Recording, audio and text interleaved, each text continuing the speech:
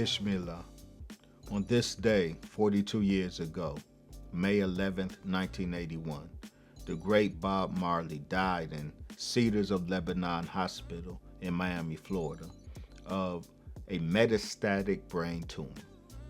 In 1977, he was diagnosed with acral lentiginous melanoma, a rare form of skin cancer, after developing a wound in his big right toe. Marley's melanoma was unusually aggressive. By 1981, it had reportedly spread to his vital organs, including his liver, throughout both of his lungs and his brain. A doctor at the world-famous Sloan Kettering Cancer Center in Manhattan, New York, where Bob Marley's brain cancer was discovered, told Bob that he had more cancer inside of him than he had ever seen in a live human being. That's saying a lot. He's a dead man walking, the doctor said. And then, 8 months later, our brother was dead. There are legitimate questions here. Why was Bob's melanoma so unusually aggressive, defying the normal behavior of that cancer? How did he even get it? Melanomas are typically found in whites who are 65 years old and older. How did the young, healthy, mildly melanated Bob Marley get the disease? We are told that a recurring toe injury is the source. But as forensic pathologist Dr. Michael Hunter admitted, melanomas don't act like that. Melanoma does not arise from injuries or scar tissue.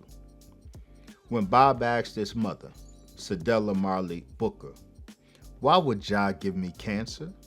I never do anybody any wrong," she could only assure her son, "Who Jah loveth, he chastiseth." Did Jah give Bob Marley cancer? Or did an enemy give this Che Guevara of popular culture the disease that will ultimately take his life? Professor Fred Zindi, director of the Human Resources Research Center at the University of Zimbabwe in Harare, and music and Bob Marley scholar, reported in 2015, quote, "It is claimed that the CIA artificially induced cancer in Bob Marley's toe, surviving a failed attempt on his life by a well-armed death squad at his 56 Hope Road home in Kingston, Jamaica. Bob was later given a gift of a new pair of boots by Carl Colby, son of the late CIA director William Colby. When the unsuspecting Marley put them on, something pricked his foot. He then reached into one of the boots and pulled a piece of copper wire. Coincidentally, that same toe later became the source of malignant cancer that spread throughout his body, killing him. Many of his closest friends suspected that the wire contained some carcinogenic substance or cancer-causing substance, since Marley contracted cancer shortly thereafter." Professor Zindi goes on, quote, "To our mind, it is absolutely plausible and extremely likely that cancer can be artificially induced in a specific target. Certainly, we must realize that the causes, the mechanism of how various pollutants cause cancer has been studied and understood with some of the billions and billions of research monies devoted to cancer over the past 100 years. In fact, many believe that is exactly how Bob Marley died. Cancer was inflicted through his toe. The only thing you have to entertain is whether you think it is possible, whether the technological understanding exists, whether the malice exists to give someone cancer, and whether you think it was possible to do those things in the 1970s. End quote. Cancer artificially induced in Bob Marley? Certainly, this is an explosive claim. However, we have now overwhelmingly shown that both the technological understanding and capability to artificially induce cancer in a target and the malice to do so absolutely existed at the time of Bob Marley's death. The assassination apparatuses of both the U.S. and Israel, two longtime partners in crime, have perfected the science and the techniques of death by natural causes, the silent or low signature kill operation that ensures plausible deniability. Artificially inducing cancer is a low signature kill that both countries have mastered, we show in our new work. Professor Zindi's explosive but eminently credible remarks were made in 2015. 2 years later, the incredible and indeed discreditable site yournewswire.com published an eyebrow-raising article entitled CIA Agent Confesses on Deathbed, I Killed Bob Marley.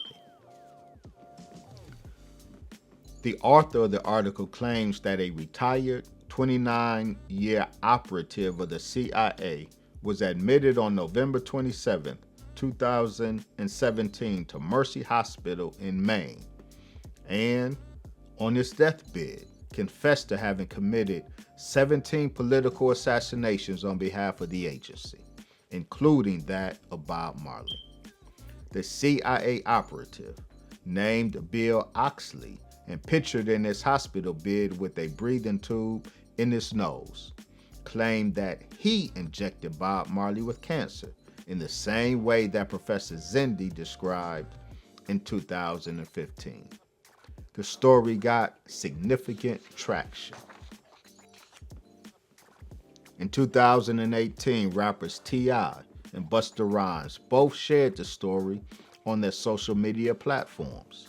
The rappers were roundly criticized in the media for allegedly spreading a debunked conspiracy theory to their millions of followers. But we can defend our brothers T.I. and Busta Rhymes' support of the claim that Bob Marley was killed and the CIA was involved. We have documented that there was tremendous support for this claim. Nevertheless, it is indeed the case that the Your Newswire article is completely bogus, and it has been successfully debunked. The author of this article included extensive quotes from the alleged CIA operative dying in Maine, but the article did not provide a single source for the quotations or for the story.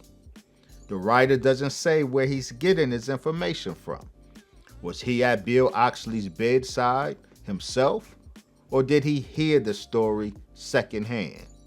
If the latter, by whom? We are never told. This was the first indication that this article is bogus. In addition, no evidence of Bill Oxley within association with the CIA could be found, and Mercy Hospital had no record of such a patient. Most damning, the image of the white-haired gentleman in a hospital bed that accompanies the unsourced article, supposedly a picture of the confessing Bill Oxley in Maine, is actually an edited stock photo taken in Poland. This article was easily discredited, but to me, it was too easily discredited. This suggests to me that the article was a piece of disinformation put out as part of an intelligence operation. I strongly suspect that the whole point of this bogus and easily debunked article of the confessing operative was to discredit the strongly supported story of the CIA's actual involvement in the demise of the much beloved Bob Marley. By easily showing the public that the article is bogus, the public became easily convinced that the underlying story is equally bogus. And that simply is not so. Professor Zindi concluded above, quote, "The only thing you have to entertain is whether you think it is possible, whether the technological understanding exists, whether the malice exists to give someone cancer, and whether you think it was possible to do those things in the 1970s. The answers to these questions, we have shown with overwhelming evidence, are yes, yes, yes, and yes. During an episode of the documentary series, Autopsy, The Last Hours of Bob Marley, which aired on Reels TV on February 25th, 2017, forensic pathologist Dr. Michael Hunter asked the question, did the CIA kill Bob Marley with a toxic copper wire? He goes on to answer in the negative. In our new book, we demonstrate that an affirmative answer to this question is justified.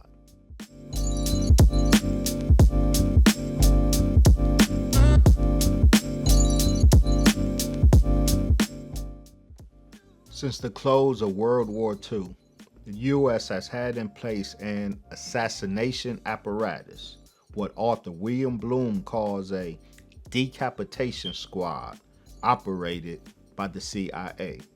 The purpose of this decapitation squad is killing heads of state and others.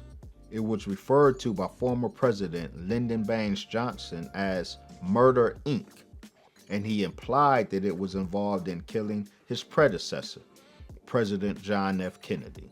A declassified 1953 CIA file entitled A Study of Assassination is a 19-page training manual or how-to guidebook in the art of political killing. It outlines techniques to efficiently carry out such decapitations and offers detailed descriptions of the procedures, instruments, and implementation of assassination. Quote, killing a political leader whose burgeoning career is a clear and present danger to the cause of freedom may be held necessary, the document admonishes. Persons who are morally squeamish should not attempt, end quote. The targets of these decapitation operations are those persons who threaten the U.S.'s freedom to pursue her capitalist and neo-colonial ambitions in third world nations. This manual was used during Operation PB Success, which involved the overthrow of the democratically elected Guatemalan government of President Jacobo Arbenz in 1954 and the installation of the military dictatorship of Carlos Castillo Armas. A study of assassination was distributed to CIA agents and operatives. Retired Air Force General Colonel Fletcher Prouty, who was Chief of Special Operations for the Joint Chiefs of Staff during the Kennedy years and provided support for clandestine CIA operations from 1955 to 1964, tells us that unlimited times this government-sponsored murder capability was deployed quickly, cleanly, and with precision against persons deemed enemies of U.S. nationalist interests. This documented, systematic CIA assassination program, which was requested by the White House, was codified in 1960 under the code name ZR Rifle. A political assassination carried out under ZR Rifle was euphemized by the CIA as an, quote, executive action. Bill Harvey, known as the CIA's loaded gun, ran ZR Rifle. He liked loud and dramatic assassinations. The killing of President John Kennedy was an executive action. It involved luring the sitting president into a military-style ambush at 12:30 in the afternoon and blowing his head off in a crossfire before hundreds of witnesses. On the other hand, the CIA executed a different type of assassination as well, a so-called silent operation, also called a low signature assassination because the operation cannot be traced back to its source. As Israeli investigative journalist and author Ronan Bergman describes the benefits of this low signature operation, quote, "The killing could not cause a commotion, could not draw attention to the assassination, and ideally would make it look like the target had died of natural causes," end quote. The weapons for these silent assassinations were the responsibility of a special group within the U.S. government. In 1952, the U.S. Army Chemical Corps Special Operations Division, SOD, partnered with the Technical Services Staff, TSS, of the CIA in a joint project called MK Naomi, the aim of which was the development of chemical, biological agents and their delivery systems for operational use. The Army would produce the agents and the CIA would operationalize them. MK Naomi was a secret $3 million project.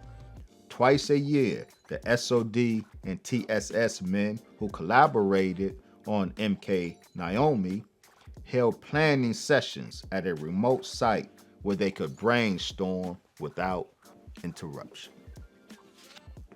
The scientist most responsible for providing the means and methods for these low signature political assassinations was Dr. Sidney Gottlieb, known as the agency's poisoner-in-chief.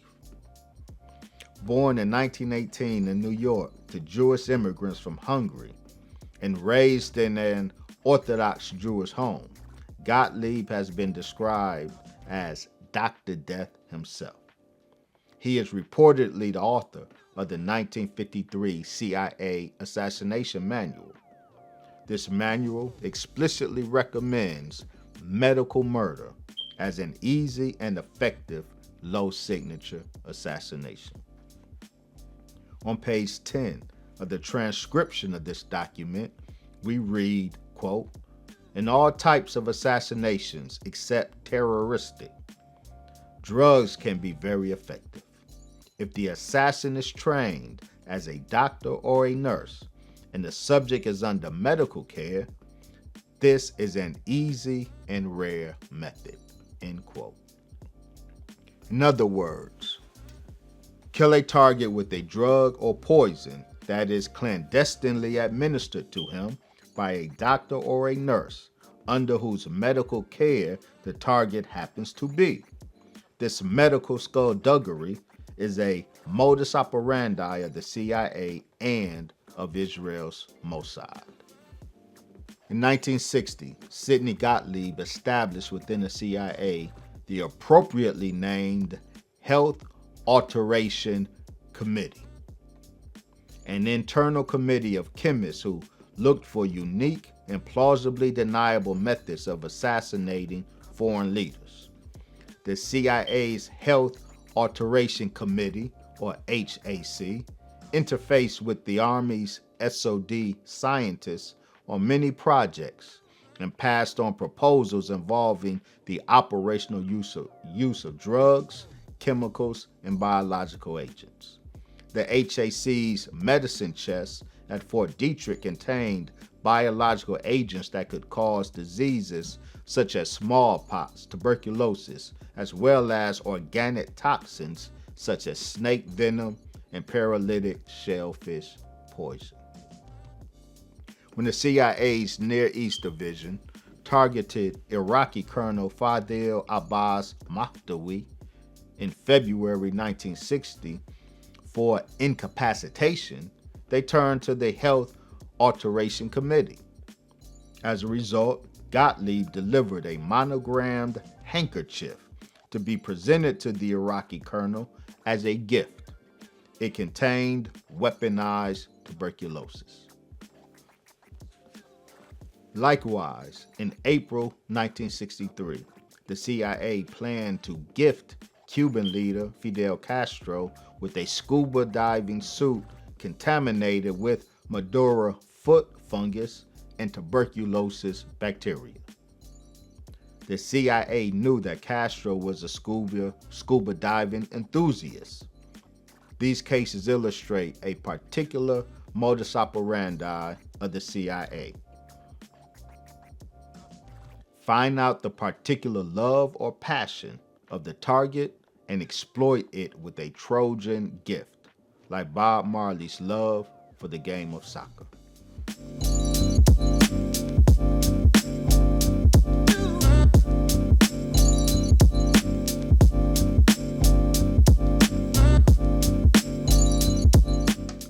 In addition to tuberculosis, one of the very first biological agents MK Naomi scientists began to weaponize was cancer. As one declassified 1952 CIA memorandum asks, quote, how to knock off key guys? Answer, natural causes. Method, produce cancer. This fact was confirmed by CIA documents made available per the Freedom of Information Act to the San Francisco Chronicle and discussed in an important 1979 article. Quote, at the height of the Cold War, the Central Intelligence Agency looked into ways to, quote, knock off key guys through such natural causes as cancer and heart attack. It was disclosed yesterday. Heavily censored CIA documents from a quarter century ago show the agency even considered performing experiments on terminal cancer patients under the guise of legitimate medical work, end quote.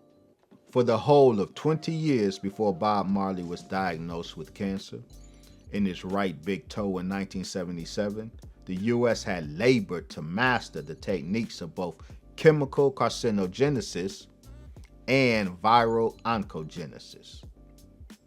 MK Naomi initially focused on cancer-causing chemicals, such as beryllium and methylcholinthrine. Soon, the agency concentrated on cancer-causing viruses. By 1965, MK Naomi was studying the aerosol transmission, airborne transmission of cancer viruses. During this time, over 600 patients and prisoners, over half of them black, were deliberately injected with cancer cells with the aim of inducing various forms of cancer in these human guinea pigs. These cancer injection experiments were funded by the U.S. government. As a result, Ludwig Gross from the Cancer Research Unit of the Veterans Administration Hospital in Bronx, New York, could warn in 1971, quote, human cancer extracts and also human cell suspensions have been inoculated in recent years by several investigators into patients, including healthy volunteers, in experimental immunologic studies. Inoculation of humans with live cancer cell extracts may lead to the establishment of progressively growing tumors in the recipients and cause dissemination of a fatal disease, end quote. That warning was in 1971, 6 years before Bob Marley contracted cancer. When the U.S. Army's Biowarfare Center at Fort Detrick, Maryland, was converted in 1971-1972 to the civilian Frederick Cancer Research Center, biowarfare research was conducted under the guise of cancer research. In 1975, government-funded scientists succeeded in combining the outer coat of an infectious but non-cancerous baboon virus with the inner core of a non-infectious but cancerous mouse virus, thus producing an infectious pseudovirus with extraordinary characteristics, such as the ability to cause cancer in a wide range of previously non-susceptible animal species, as well as in human cells. This marine baboon hybrid was nothing less than a super cancer virus of its day. Lawrence Loeb and Kenneth Tardoff therefore sounded the alarm in 1976. Quote, "It has been clearly demonstrated in all animal species that viruses manufactured in a laboratory can be oncogenic, cancer-causing," end quote. By 1977, the Virus Cancer Project at Fort Detrick was producing 60,000 liters of various cancer-causing viruses and immunosuppressive viruses. Most significantly for our focus, the CIA succeeded in 1963 in creating an assassination cancer. A week after Attorney General Robert Kennedy green-lighted the assassination of Fidel Castro on March 23, 1962, the CIA initiated a biomedical assassination plot against the Cuban leader. The plot was based in New Orleans and involved a project to create an enhanced assassination cancer, an SV40 cancer virus mutated by radiation which, when injected into a target, he will over the course of time develop a galloping cancer and die. A protocol was developed to ensure the effective use of the bioweapon. Due to logistical difficulties, this assassination cancer was never tested on Castro in 1963 as intended. However, it was successfully tested on several human guinea pigs that year, prisoners from Louisiana's Angola State Penitentiary. It was successfully executed against Jack Ruby, the assassin of Lee Harvey Oswald, who died of a galloping cancer in 1967.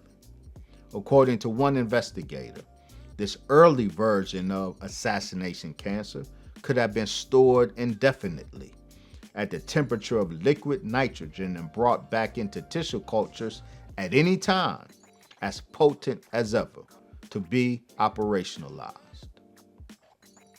Israel, America's assassination partner, was by the 1970s killing her enemies with a chemical weapon that the Mossad called the Potion of the Gods.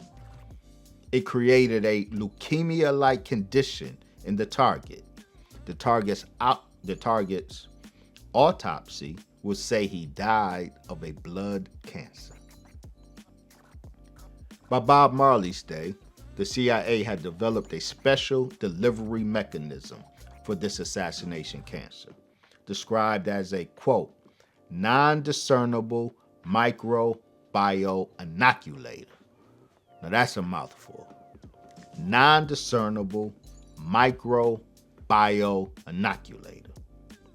That is a tiny micro inoculator or syringe that will inoculate or inject a biological agent into a target in a non-discernible manner.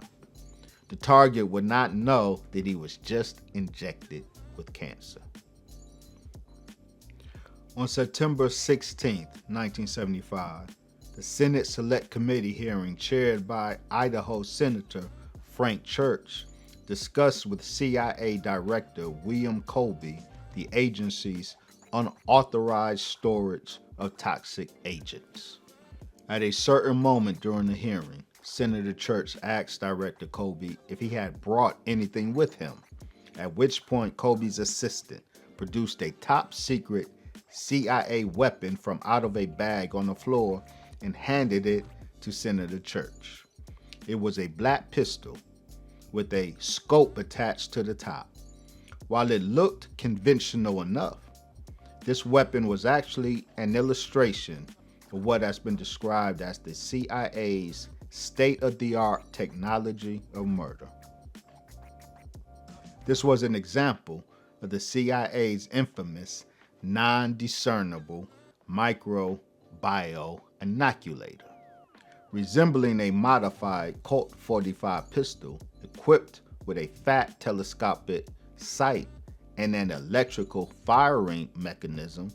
The gun was adapted to silently fire a special dart, which actually was a special type of poison frozen into the shape of a dart and then fired at high speed from this modified pistol. The dart is tiny or micro, the width of a human hair and a quarter of an inch long. The dart gun was capable of shooting the icy projectile with enough speed that it penetrated the target's clothing and his skin. The dart then dissolves and the poison is absorbed into the bloodstream, causing a heart attack and leaving no trace. Or the dart can be coated with a cancer-causing agent that, when absorbed into the bloodstream, causes a galloping cancer in the target. This modified pistol has thus been called a heart attack and cancer gun. The hair-width micro dart carrying the poison is actually the inoculator or flying syringe. The small copper wire in Bob Marley's gifted shoe was likely a micro-bio inoculator as well. The evidence is strong and convincing that assassination cancer was the cause of death of several cultural and political figures, including the 2013 death of Venezuelan President Hugo Chavez, who was hated by the U.S. government. Chavez died of an abnormally aggressive cancer that months of chemotherapy and radiation failed to tame. Chavez's cancer broke with all the typical characteristics of the disease, as did Bob Marley's. In the wake of Chavez's death, the Venezuelan government established a special commission of international scientists to scientifically investigate if Chavez was poisoned. Biopsy samples were sent to specialized laboratories in Brazil, China, Russia, and, under an assumed name, to the United States. The results showed that Chavez's was an extremely aggressive, unknown cancer. By 2022, governments were announcing the results of the Venezuelan scientific investigation into the death of Hugo Chavez.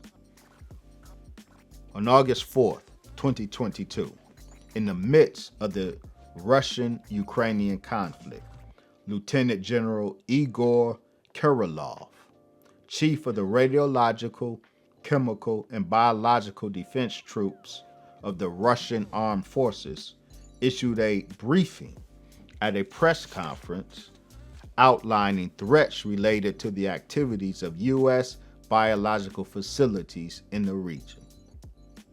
At the conclusion of his briefing, Lieutenant General Kirillov declared that the biological activity of the U.S. is linked to the death of former President Hugo Chavez, that he was poisoned with a special carcinogenic substance.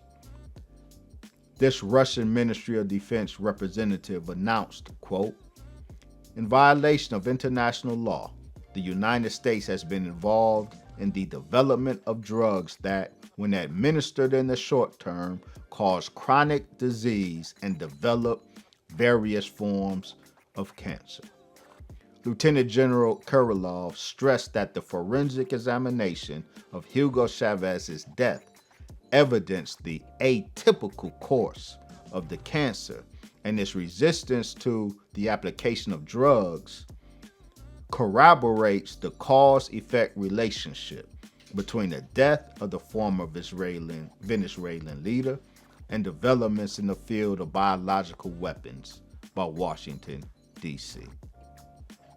Between the assassination by cancer of Jack Ruby in 1967 and the likely assassination by cancer of President Hugo Chavez in 2013, there lies the questionable death by cancer of Bob Marley. Why would the CIA want to assassinate a reggae singer?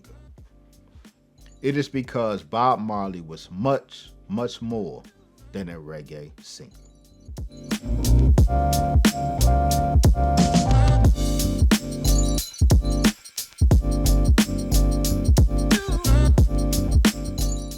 After 453 years as a colony, first of Spain and then of the British Empire, the Caribbean island of Jamaica gained independence in 1962. Jamaica's first independent government was led by the conservative Jamaica Labour Party, JLP.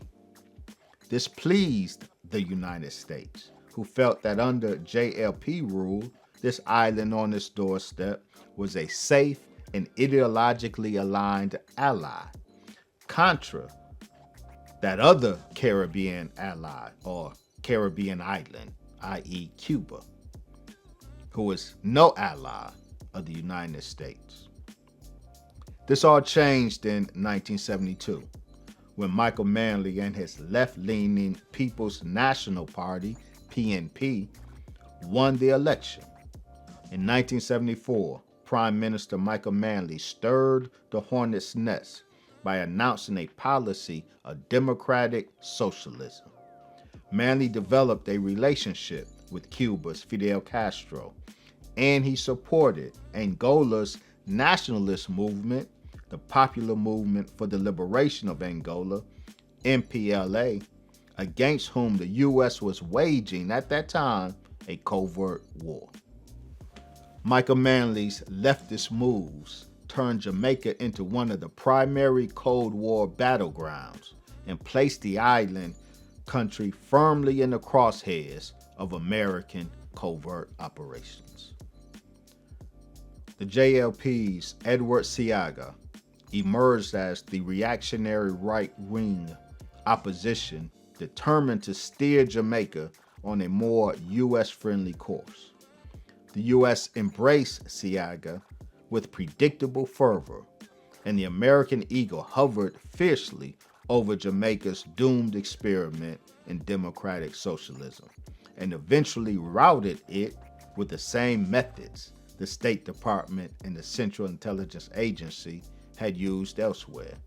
It appears that Bob Marley was Jamaica's most famous casualty of this Cold War. Michael Manley's administration ruffled other feathers as well. Previously, Jamaica was not open to the Nation of Islam. Manley's predecessor, Prime Minister Hugh Shearer, not only banned Nation of Islam meetings as well as distribution of the newspaper Muhammad Speaks, but Shearer rejected the Honorable Elijah Muhammad and his delegation when their plane landed on the island. Michael Manley's election opened Jamaica's doors to the Nation of Islam. In December 1974, Prime Minister Manley hosted a Muhammad Ali Day, and NOI National Representative Minister Louis Farrakhan delivered the keynote address to 25,000 people at the National Stadium. At this time, Jamaica was ruled by an oligarchy of 21 families, a disproportionate number of which were Jewish. Under Michael Manley, Jews fled the island, taking their wealth with them. One of Jamaica's Jews, a scion of one of the ruling 21 families, was Chris Blackwell, the founder of Island Records and Bob Marley's label head. In December 1975, U.S. Secretary of State Henry Kissinger traveled to Jamaica to deliver an ultimatum to Prime Minister Manley. Abandon his policies of socialism and break off relations with Angola's MPLA and with Castro's Cuba. Manley refused, and Kissinger grimaced. By the end of that month, Kissinger had expanded and activated the CIA station in Jamaica, which was housed in the U.S. Embassy in Kingston. The CIA launched a massive, punitive, bloody destabilization campaign on the island intended to oust the Manley government. The CIA armed, trained, and funded Edward Seaga's JLP men and organized violent upheavals that killed, maimed, and traumatized the island's mainly poor black population. The CIA plotted the overthrow of the Manley government and the assassination of Michael Manley himself. Both Philip Agee and John Stockwell, two former ranking CIA agents who went public, confirmed this destabilization operation against Manley's government, and they confirmed the agency's role behind the never-before-seen political violence and bloodshed on the island. The operational alliance between the CIA and Edward Seaga's JLP was so close and so widely known that his nickname, C.I.A.G.A., was painted on gully walls in the ghetto streets of Jamaica. Out of this CIA-JLP alliance came the notorious Jamaican gang called the Shower Posse that wreaked murder, violence, and drug running in the Caribbean, North America, and Europe, all with the assistance of the CIA and the U.S. government. The CIA armed the Shower Posse, trained them in clandestine murder tactics, and funded and facilitated their international drug running. One of the founders of the Shower Posse, Lester Jim Brown Coke, the father of the notorious Christopher Dukes Coke, was one of Edward Seaga's bodyguards and political enforcers. Jim Brown and his posse received secret U.S. training to fight political wars for the JLP, including the murder of leftist opponents of Edward Seaga. CIA agents taught them how to kill with as little as the springs of a wristwatch. This is the backdrop for and the context of the CIA's operation against native son Bob Marley, who was more to Jamaica than its biggest superstar. Declassified CIA and State Department documents confirm that the CIA considered Bob Marley a subversive. Why? At one point, the U.S. Embassy in Kingston, where the CIA station was based, summoned Chris Blackwell to his offices and told him that his artist, Bob Marley, was being watched because he, quote, was capable of inciting young people and of destabilizing. That's ironic. What was Mr. One Love capable of destabilizing? In fact, Bob Marley showed himself capable of destabilizing the CIA's own destabilization operation ongoing in Jamaica at the time. By 1976, according to the New York Times, Marley's popularity and influence eclipsed that of the government.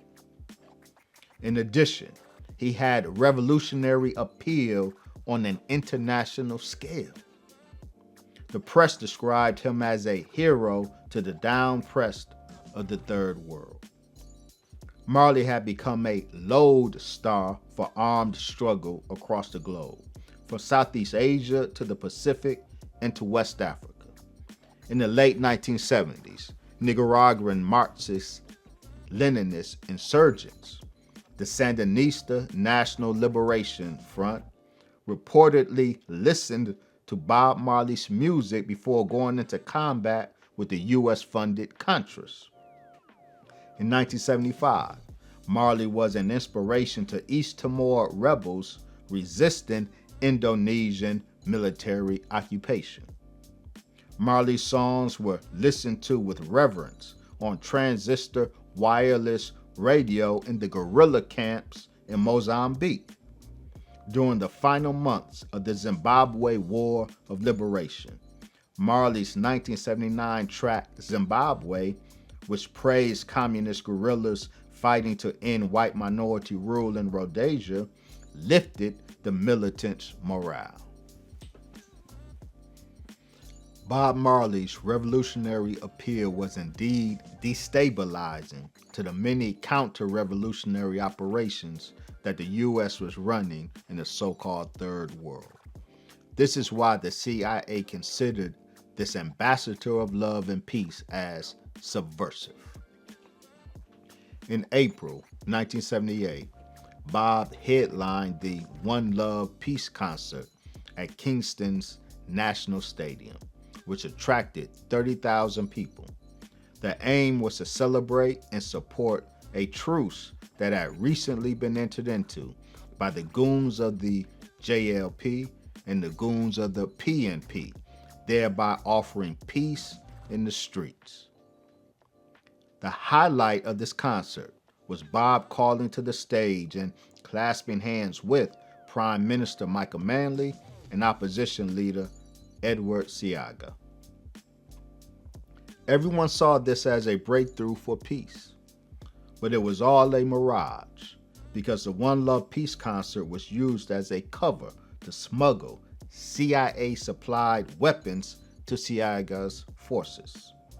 The guns were hidden inside lightning equipment shipments, and Seaga's men used them to fan the flames of the Civil War. Hundreds would be killed or injured by those very weapons.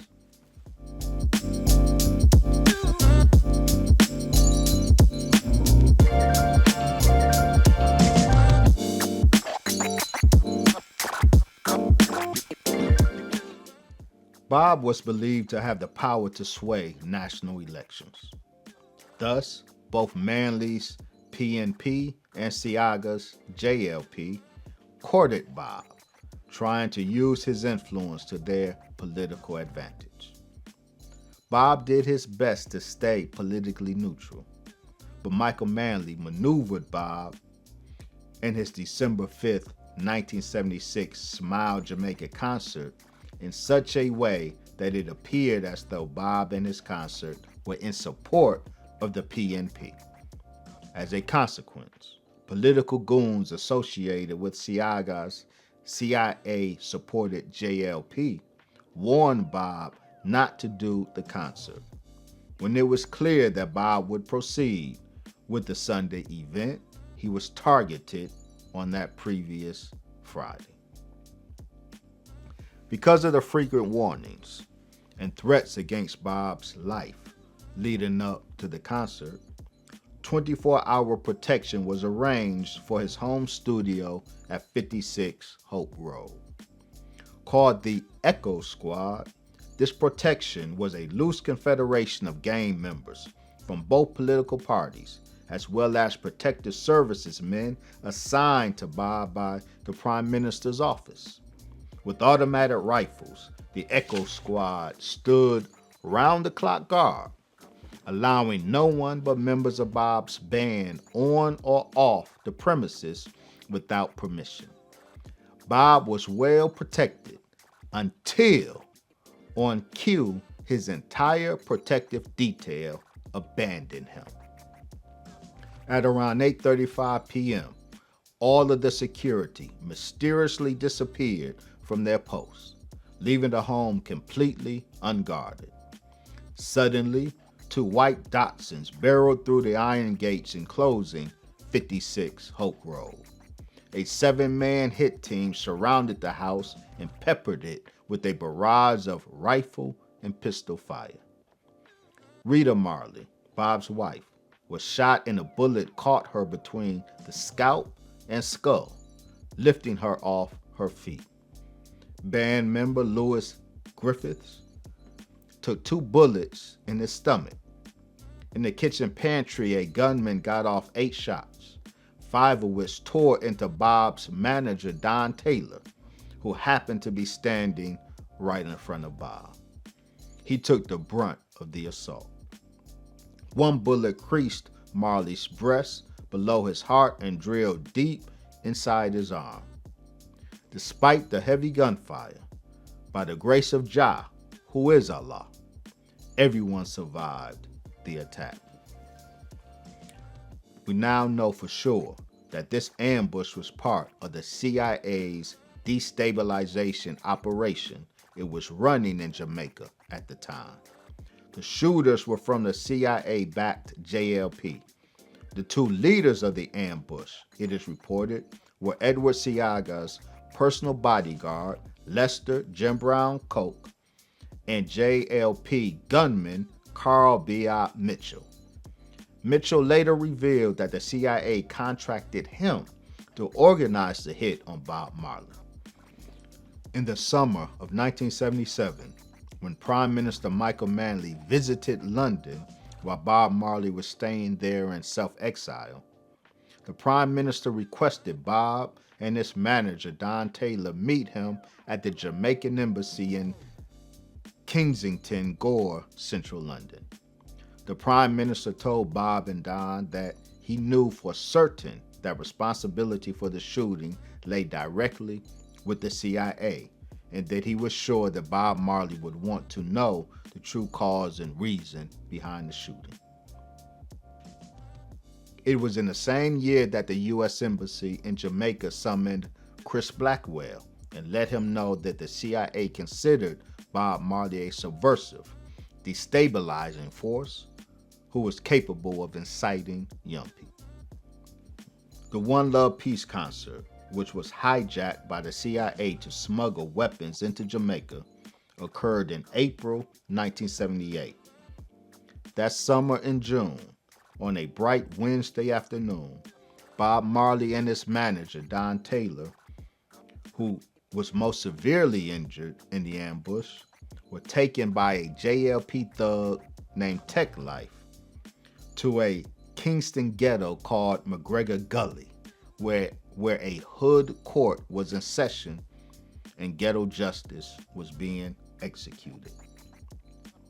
3 men were tied and bound, one of which, named Lego Beast, told the ghetto court that he and 3 other members of the ambush team had been trained by the CIA and given guns and an unlimited supply of cocaine to pull off the ambush and assassination of Bob Marley.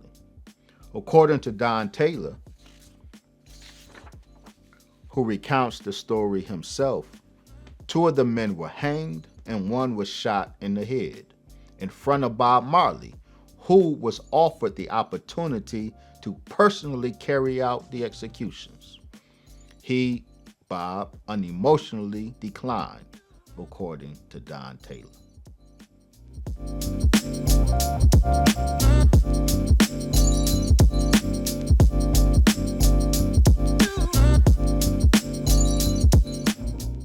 After Bob left the hospital Friday evening, he was taken into hiding at Strawberry Hill, a secluded retreat in the peaks of the Blue Mountains overlooking Kingston. It was owned by Chris Blackwell. Only a select few of Marley's most trusted comrades knew his location. The next day, Saturday, a film crew from New York, hired by Blackwell, arrived at Strawberry Hill. One of the film crew, a cameraman, arrived in Jamaica under an alias. No one at the time knew that his real name was Carl Colby.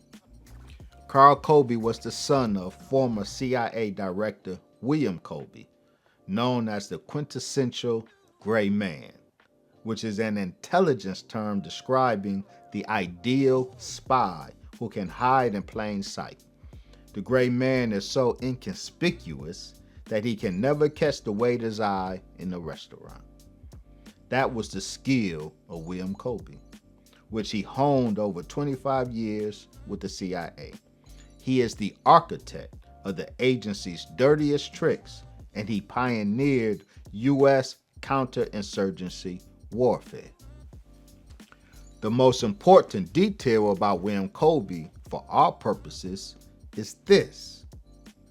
During the September 16, 1975 Church Committee hearing, it was Bill Colby who presented the CIA's top secret weapon, the infamous non-discernible microbio inoculator, and explained it to Senator Church.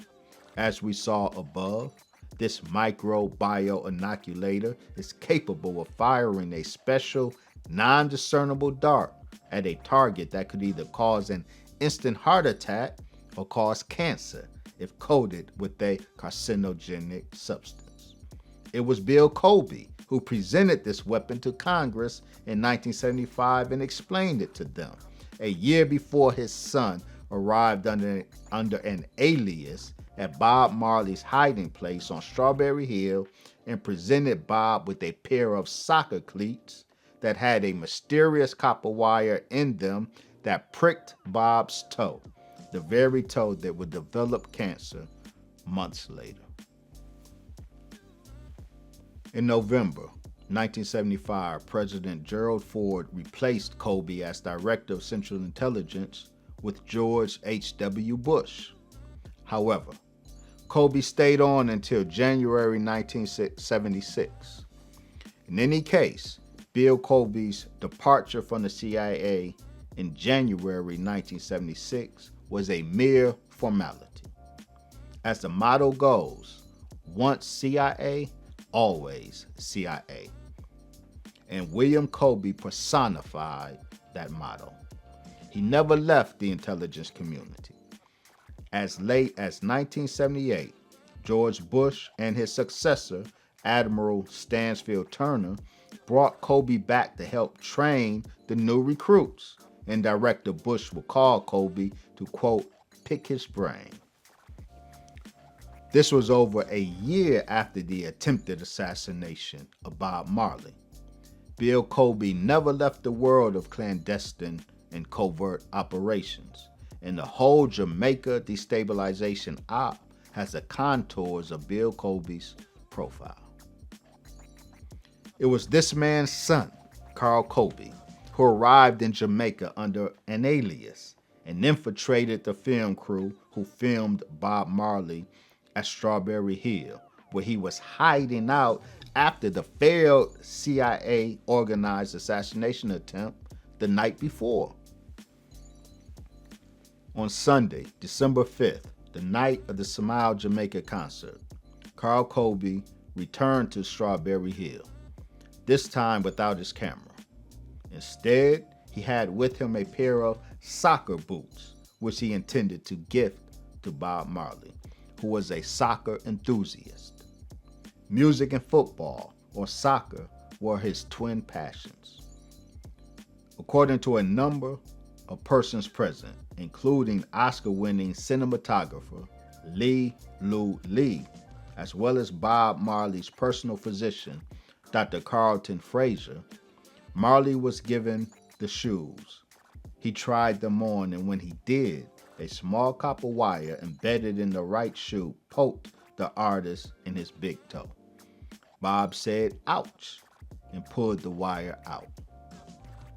It was that very toe that, around 6 months later, in the summer of 1977, was diagnosed with malignant melanoma. As an avid soccer player, Bob suffered occasional foot injuries throughout the years, including an injury to that very toe. These prior injuries always healed on their own.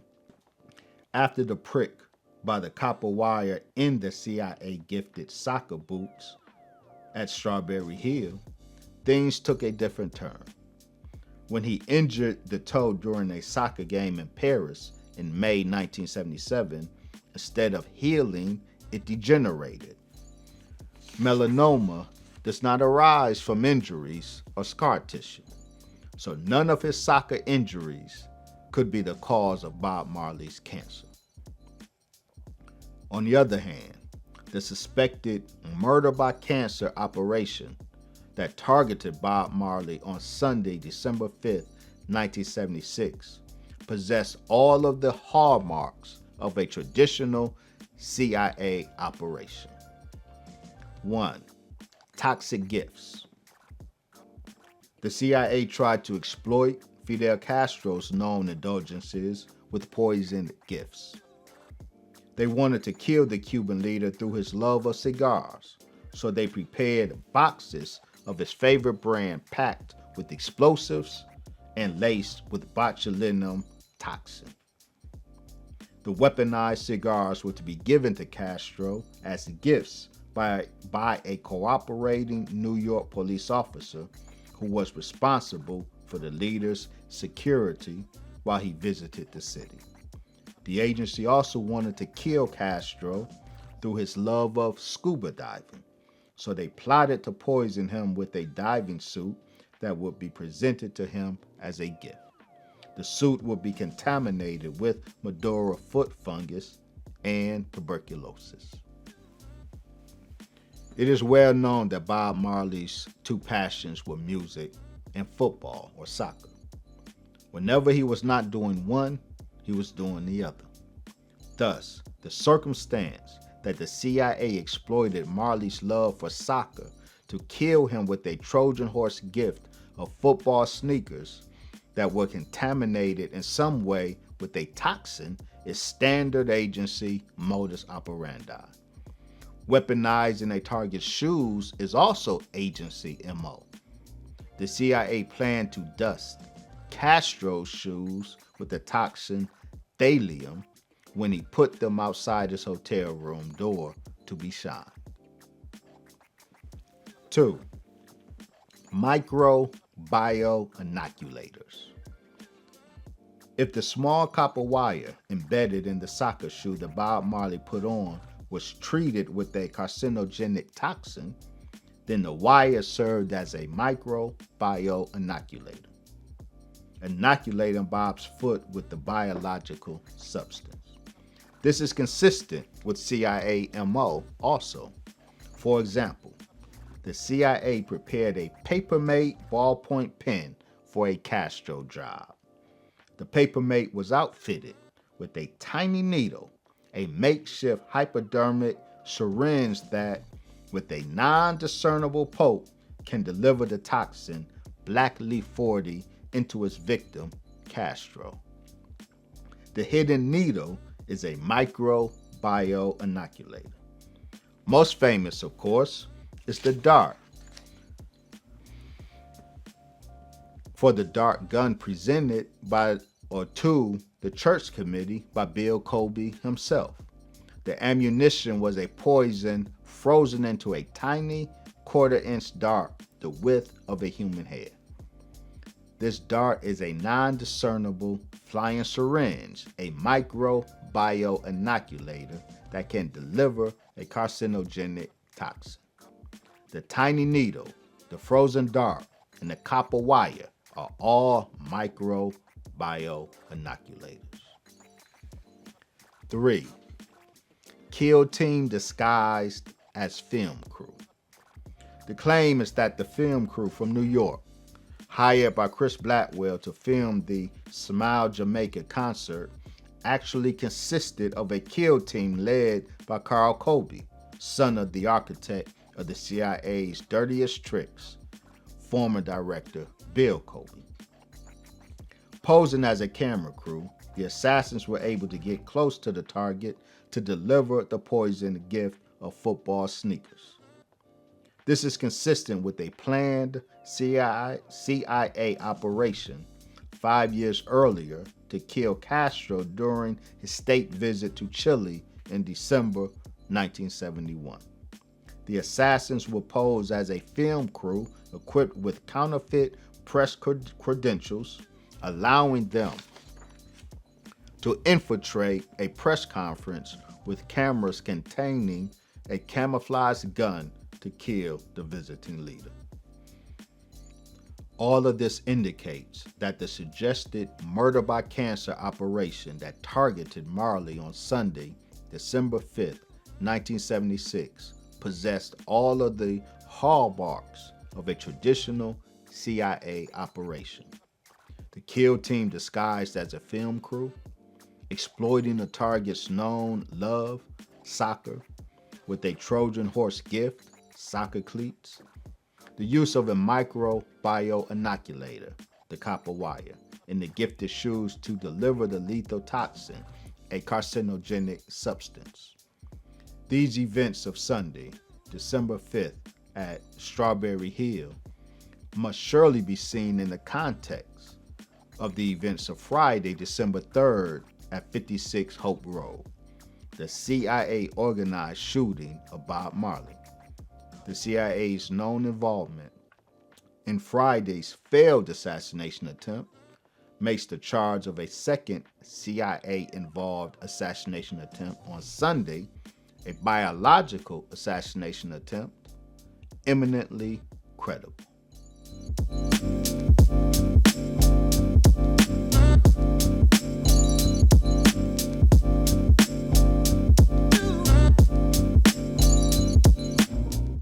Instead of amputating the cancerous toe, Bob Marley opted for a surgical excision to cut away the cancerous tissue and a skin graft.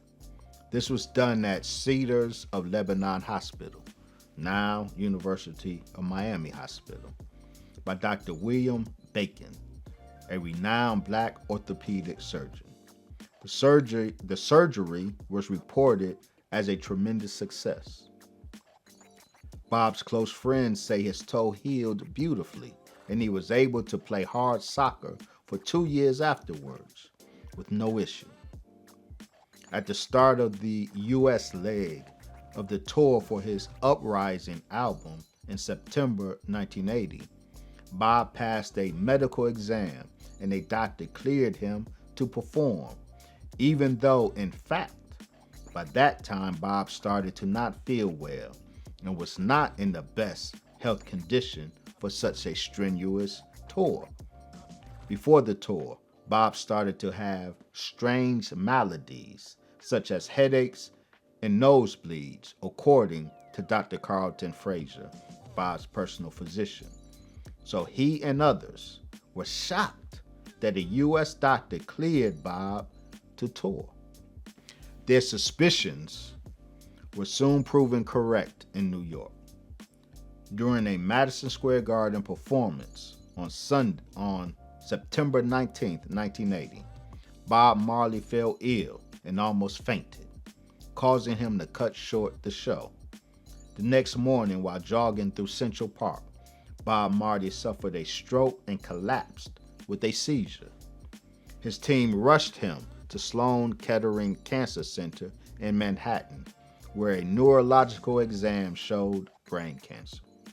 In addition, doctors found that Bob had cancer in his liver and in both of his lungs.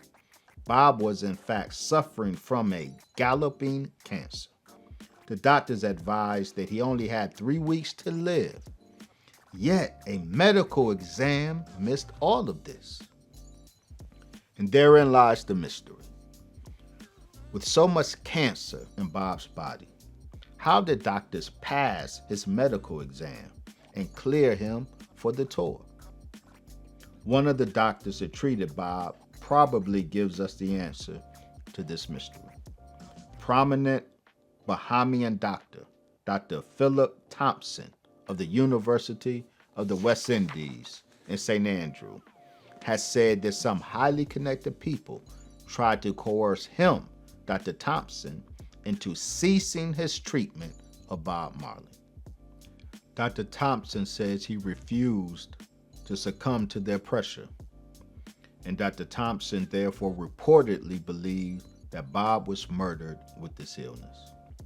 It thus cannot be ruled out that any number of the doctors who treated Bob Marley over the years were recruited into the medical conspiracy against him. Remember, the 1953 assassination manual of the CIA declared that medical murder was an easy and an effective low-signature assassination. Kill a target with a drug or poison clandestinely administered to him by a doctor or nurse under whose medical care the target happens to be, and then deny the patient target the appropriate care that would help him. According to Bob's personal physician and close friend, Rastafarian Dr. Carlton Fraser, Bob was cured of the cancer in his toe, which had, he thought, not spread. When he was told in New York, that is Dr. Fraser, when he was told in New York that the cancer had metastasized, Dr. Fraser was incredulous. Quote, "How could this be?" he questioned. There were no medical factors to show how this manifested. We had done all of the technical scans and x-rays to make sure there was no evidence of cancer in his toe, Dr. Fraser exclaimed. Then Dr. Fraser says with certainty, quote, "They definitely know what they did," end quote. Who is they and what did they do? According to Dr. Fraser, they did two things or they did one thing twice.